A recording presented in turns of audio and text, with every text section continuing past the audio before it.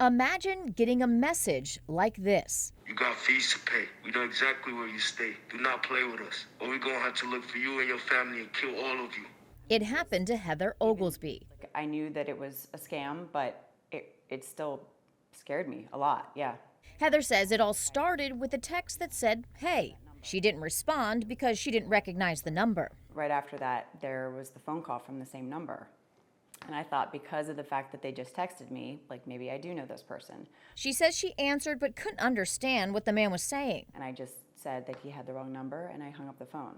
Heather says the man tried to call back several times, but she didn't pick up. And that's when she started getting the text messages from the same number. First, it was like my personal information. It was every address that I've ever had.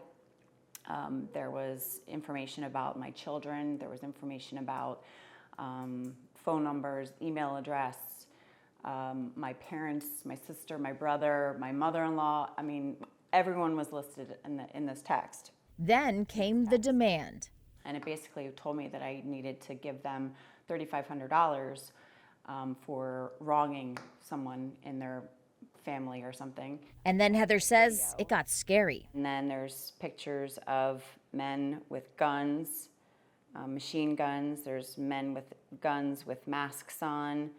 And then the last one, which was probably the most horrific one, is the decapitated heads. She called police.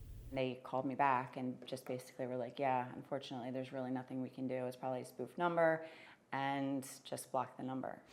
Heather blocked that number, and she says she has not been contacted since. As for those family photos, she said the scammers must have gotten those off of social media. As for all that personal information, she said you can find that when you do a search on the web.